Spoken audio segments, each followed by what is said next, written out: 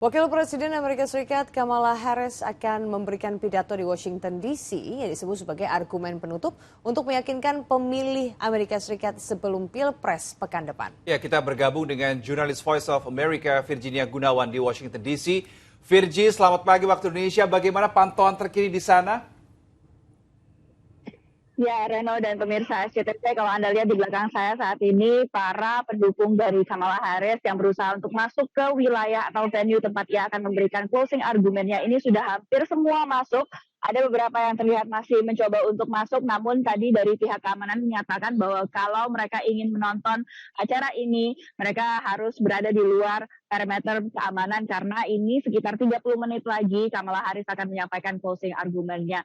Diperkirakan sekitar 50.000 orang akan menghadiri acara ini yang juga dilakukan di The Ellipse atau di area tempat di mana mantan Presiden Donald Trump ini memberikan pidatonya pada tanggal 6 Januari 2021 untuk memberikan pidato kepada pendukungnya yang saat itu tidak percaya bahwa Donald Trump tidak terpilih kembali sebagai presiden pada pemilu 2020 lalu. Kalau misalnya kita lihat dari jumlah pendukung tadi yang datang ke sini, memang kebanyakan dari mereka adalah pendukung dari Kamala Harris.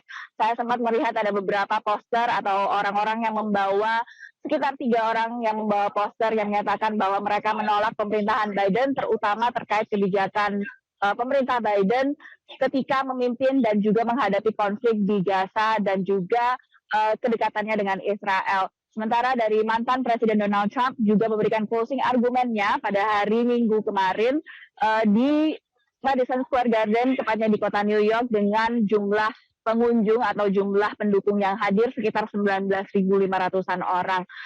Walaupun ini disebut sebagai closing argumen, namun ini bukanlah akhir dari kampanye kedua kubu karena kedua kubu ini masih terus melakukan kampanye hingga dan ini masih 7 hari lagi sebelum hari pemilihan umum atau Pilpres dan pemilu di Amerika Serikat, dan 7 hari ini memang sangat ketat dan dilakukan beberapa kampanye yang nanti akan dilakukan di sebagian besar negara bagian penentu yang ada di Amerika Serikat. Rekan-rekan.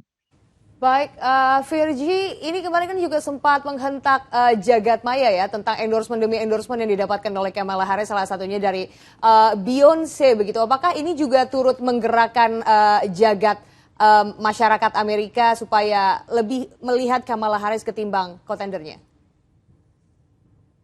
Ya, kita melihat ada banyak sekali star-studded endorsement atau selebritas yang memberikan dukungan kepada Kamala Harris dan juga kepada Donald Trump. Sebenarnya juga banyak yang dilakukan, termasuk salah satu podcast atau wawancara yang dilakukan dengan Joe Rogan, merupakan salah satu podcaster yang paling ternama di Amerika Serikat dan banyak ditonton. Memberikan kesempatan kepada para penggemar dari selebritas ataupun nama-nama yang terkenal di rumah Amerika Serikat atau di household Amerika Serikat ini memang salah satu strategi kampanye yang dilakukan oleh kedua kubu. Pertanyaannya, apakah itu menjadi atau tertranslasi kepada suara yang diberikan? Kita tahu saat ini sosial media sangat mempengaruhi pemilihan baik di Amerika Serikat maupun di seluruh dunia, dan suara-suara atau noise yang dimunculkan di media sosial itu cenderung lebih keras dibandingkan bagaimana caranya atau bagaimana akhirnya ini akan tertranslasikan ke dalam surat suara yang dikumpulkan atau yang diberikan kepada para pemilih di Amerika Serikat sendiri. Jadi memang masih sangat belum bisa ditentukan, walaupun di Amerika Serikat saat ini sudah dilakukan pemilihan terdahulu atau early voting yang dilakukan di sejumlah negara bagian, dan ini merupakan mekanisme pemilu turunan atau warisan dari masa COVID ketika pada tahun 2020 kemarin banyak pemilih yang memutuskan untuk memberikan suaranya terlebih dahulu, dan ini masih terus dilanjutkan hingga pemilu tahun ini. Rekan-rekan. Baik, Virginia Gunawan, terima kasih untuk informasinya langsung dari Washington DC.